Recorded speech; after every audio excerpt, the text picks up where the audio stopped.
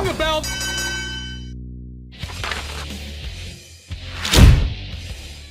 Hello, everyone, and welcome to the Slam Society for the NXT Roadblock review here. I'm your host, Karlifornia, as usual. This took place on March 5th, 2024. I am a day late, but I had other reviews that I needed to put up yesterday.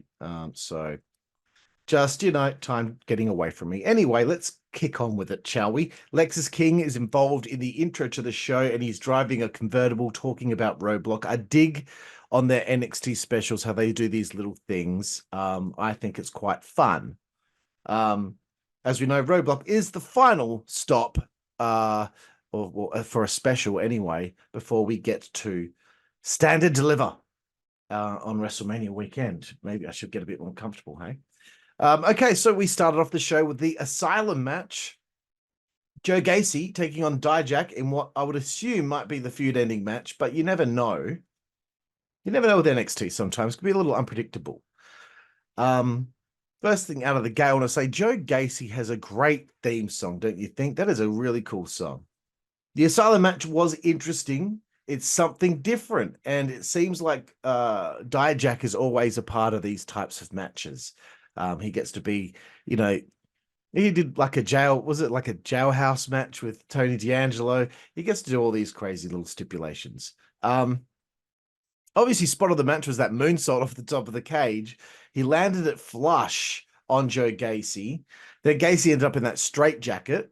And it was this was a banger. Dijak never fails, excuse me. He never fails to have a banger. He's always having these great matches, no matter who it's with. This guy's got a lot of upside. I think he's a great character. He's good on the microphone. The character's interesting. I just wonder, is this character just going to be stuck in NXT forever, or is he going to finally get a shot on the main roster? Or, is the sky the limit for Dijak, or is there a glass ceiling for him? Anyway, he wins the match after hitting his finisher for two times through. What's it called again? The Feast Your Eyes. In 12 minutes, 46 seconds, he gets the win. We go backstage. Adriano Rizzo and Stacks are backstage giving AT, how you fucking doing, Tone? Hey, Tone, tonight you got Carmelo Hayes, Tone. You're gonna get the fucking victory, man. You're gonna take on Ilya Dragunov. And then of course Stacks brings in my boy Luca Crucifino, Esquire, who has now been finally inducted into the family. If any of you saw when I was doing reviews of NXT on our Patreon, I guessed this ages ago when I first saw Luca Crucifino perform. I knew that man was going to be in the family. He's clearly Italian, and who else would need a lawyer but the Don. Then we cross over to the kitchen of NXT. Riley Osborne is talking to Fallon Henley about his situation with Thea Hale and his failure of a date with her because she played too hard to get. Blair Davenport then just walks up and starts to get in Fallon's face about it, because that's what Blair Davenport does. She just walks up to people and starts issues, and then they have a match. Blair then talks about Riley Osborne not being Thea's type, and Riley started looking a tad awkward. And the funny things in real life, I know that Blair and Riley are actually a couple. Lyra, Valkyria, and Tatum Paxley are backstage, all pumped up about their opportunity for a shot at the WWE Women's Tag Team titles against the Kabuki Warriors. Tatum then gets all weird, and Lyra started to freak out again. I like this duo. I think they're fun. It's a cool little side storyline that's going on right now for Lyra Valkyria. Coming up next, WWE NXT Tag Team titles are on the line here. Baron Corbin and Bron Breakker, the Wolf Dogs, take it on Chase U, which is Andre Chase, Duke Hudson, with Jacy Jayne, Riley Osborne, Thea Hale, and Jazmyn Nix, who is now Jacy Jayne's, I guess, sidekick. When I wrote my review for last week's NXT, I noticed that she was hanging around Jacy, and I did not know her name. Well, now I do. It's Jazmyn Nix. And the thing is, okay, here's another female on the NXT roster that is absolutely gorgeous. It is a pandemic right now in NXT that there's just so many good-looking people down there. The Wolf Dogs dominated early. Bron Breakker did that thing again with the explosiveness off the ropes, and he hits a big clothesline. I haven't seen anyone run off the ropes like that in a long time. Maybe Stone Cold in the 90s, but honestly, I think Bron might have him beat as far as quickness and pace and explosiveness is concerned. Bron did a no-hands Frankensteiner during the commercial break. What an athlete, man. This guy is going to be a huge star one day. He's almost there already. And that the company knows it. The company knows it. They're behind him. He can do anything. Duke Hudson does what he does best in this tag team, and he gets that hot tag. Bron wiped out Duke Hudson with the clothesline off the apron onto the announce table, which was hectic as shit. But then Andre Chase sidestepped Bron, who went flying to the steel stairs for a rare moment where Andre Chase outsmarted Bron Breakker athletically. Then Chase hit a crossbody on Baron, but could not get the 3 count.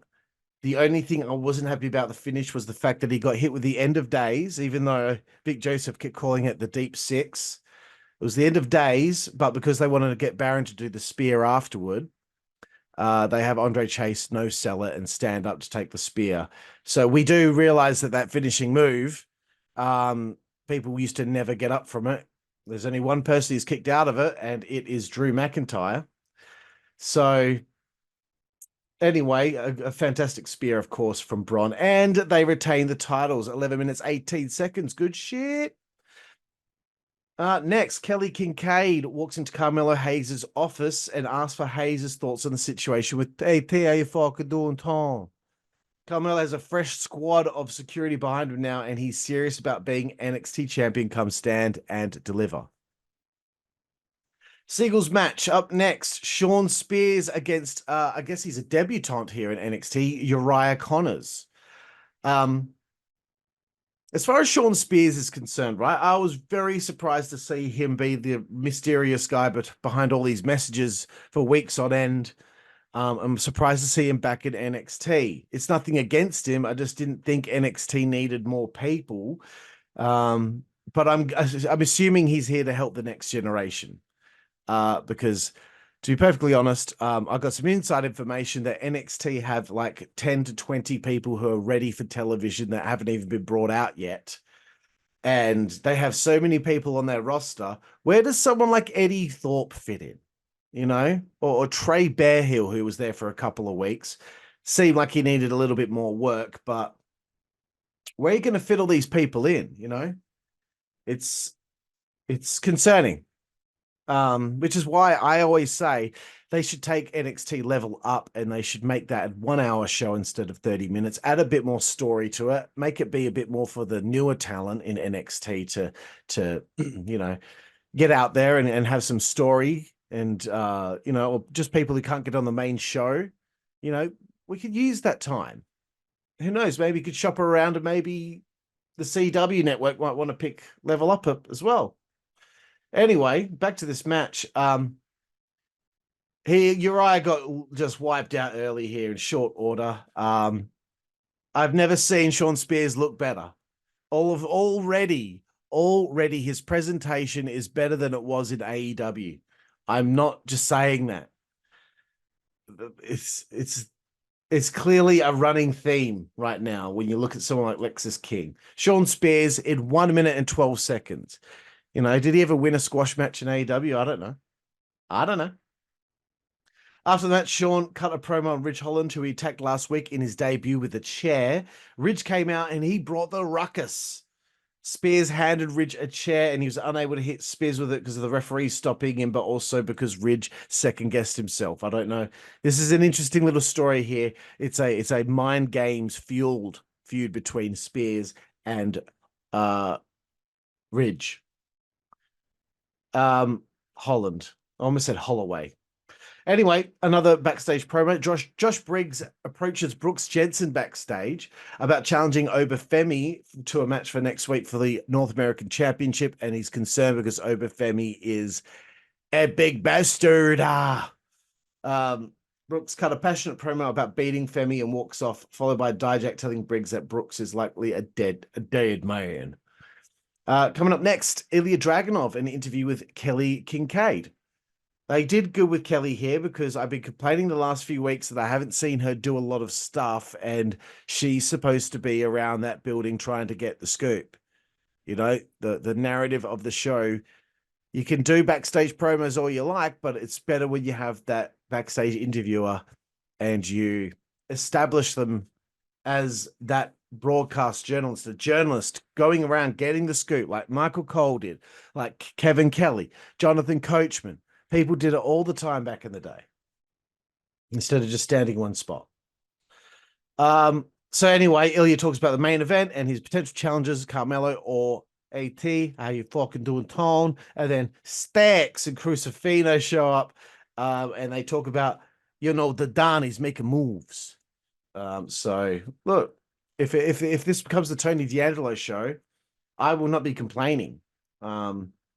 He's earned it, really. Let's move forward. WWE Women's Tag Team titles on the line here. The Kabuki Warriors, Asuka and Kairi Sane, who's my current crush, taking on Lyra, Valkyria, and Tatum Paxley. I am in a good mood when I see this match, and you know why? Because Kairi Sane is here, and Tatum Paxley is in the match too. Kairi and Tatum were both acting like weirdos together, and it was very entertaining to see them both bounce off one another. And another thought I had, would a WWE Women's Cruiserweight Championship, would that be something that would offend anyone out there? If you think about it, there's a lot of ladies on this roster who are, smaller.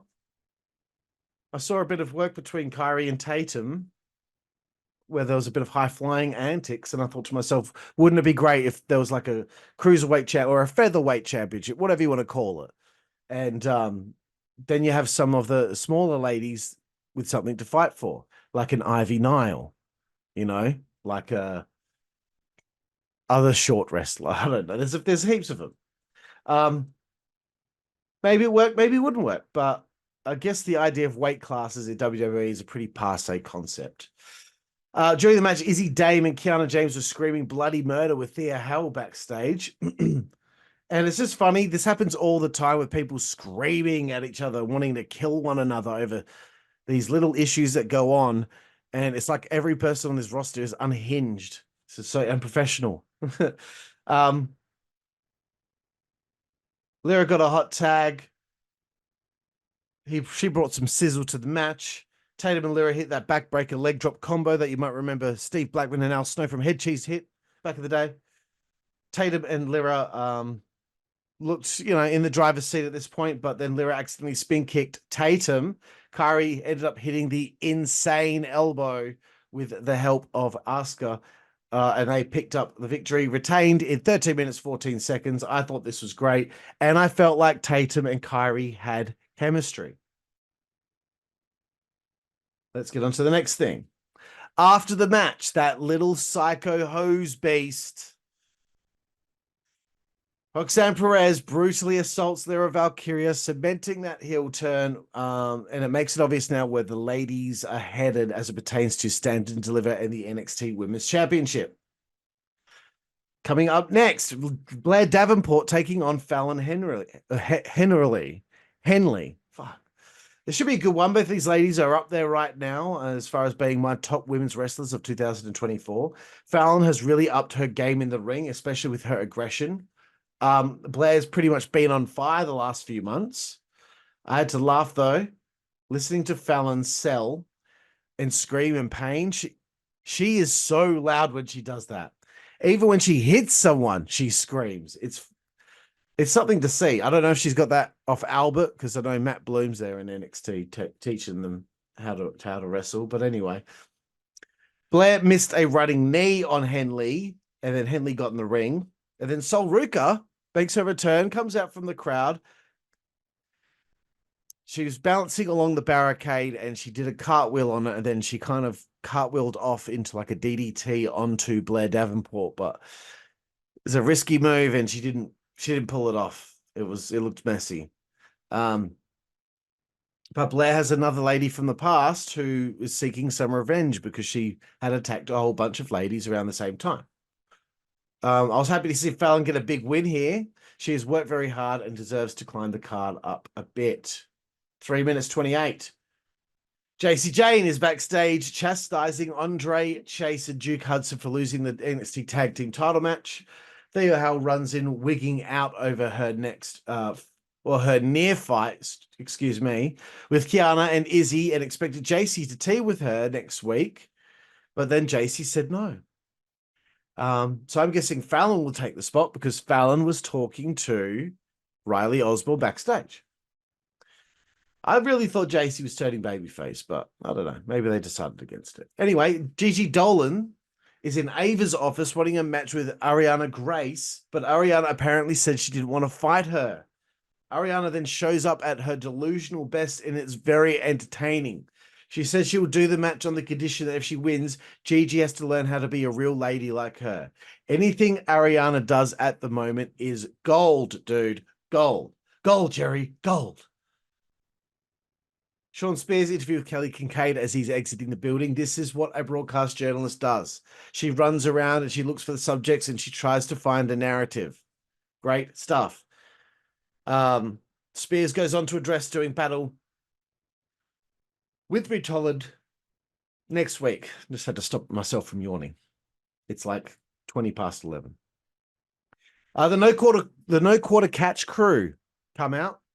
Have an in-ring promo. Drew Gulak addresses the room, and the group talk about how they will all defend the NXT Heritage Cup as a collective and announce themselves for the NXT Elimination Tag Team Tournament. I guess to find new number one contenders for the belts for Stand and Deliver. Then that all familiar theme song hits. Out comes William Regal. Always welcome to see him. A very interesting situation takes place with Regal and his son, Charlie Dempsey. Regal hopes he will defend the cup with honor and prestige, and Charlie tells him he'll defend it better than his father ever could. Ooh. Mr. Stone is seen watching an iPad getting mad at Lexis King talking smack about him. Mr. Stone tells his client and friend, Von Wagner, that he wants to fight Lexis King on his own. So Stone was emotional. Brother. Time for our main event of the evening here. Excuse me for the whirlwind of a review here, but fuck, it's hot in this room and I'm tired. I need to have a shower. I smell. WWE NXT title, number one contendership, Carmelo Hayes, Tony D'Angelo. The match started off fairly intense. I was not expecting this to be too much of a battle, as I fully expect this to be the match that has Trick Williams' next appearance. Hayes got knocked off the apron and caught by his goons. And I thought to myself, because the goons were like all covered up, right?